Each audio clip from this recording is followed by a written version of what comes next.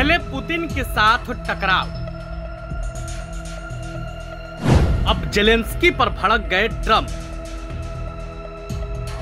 आखिर ऐसा क्या हुआ जिसके बाद ट्रंप का फूटा गुस्सा?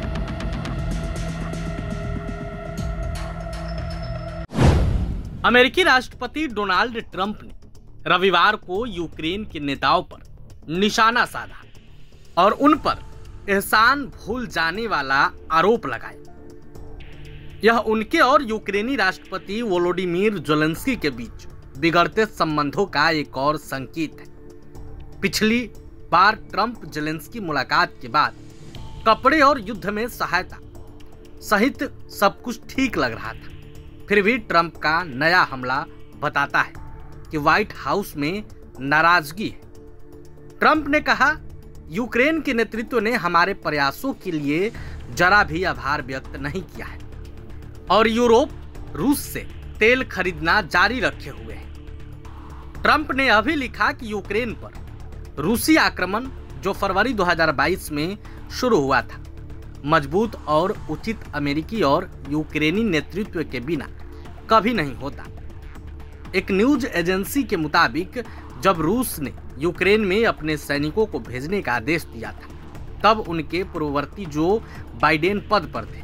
यह पोस्ट अमेरिका द्वारा शुक्रवार को यूक्रेन को 28 सूत्रीय शांति योजना प्रस्तुत करने के बाद आया। इस योजना में यूक्रेन ने अपने क्षेत्र छोड़ने, अपनी सेना पर सीमाएं स्वीकार करने और नाटो में शामिल होने की महत्वाकांक्षाओं को त्यागने का आह्वान किया है, जो हाल के वर्षों में रूस द्वारा की गई कई मांगों के अनुसार ही है। ट्रंप प्रशासन ने ज़ेलेंस्की को गुरुवार तक इस योजना को स्वीकार करने या अमेरिकी समर्थन और खुफिया जानकारी साझा करने से पीछे हटने का सामना करने का समय दिया है।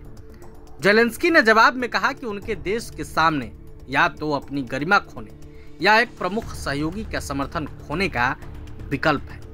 यानी कि सीधे तौर पर ज़ेलेंस्की ने भी अमेरिका को चेतावनी दे दी है कि हम आपको भी खो सकते हैं।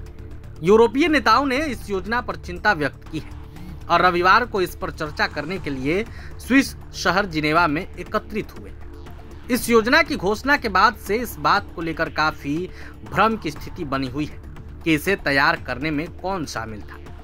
यूरोपीय सहयोगियों ने कहा कि उनसे परामर्श नहीं लिया गया था। अल जजीरा की एक रिपोर्ट के मुताबिक संयुक्त राज्य अमेरिका, यूक्रेन के अधिकारियों और फ्रांस, यूनाइटेड किंगडम और जर्मनी के राष्ट्रीय सुरक्षा सलाहकारों ने यूक्रेन में युद्ध समाप्त करने के लिए वाशिंगटन की मसौदा योजना पर चर्चा करने के लिए रविवार को जिनेवा में बातचीत की। रूस का कहना है कि मॉस्को क्षेत्र में एक प्रमुख ताप और बिजली स्टेशन पर ड्रोन हमला हुआ है। प्रभातखबर.com, विश्वास वही, रफ्तार नहीं।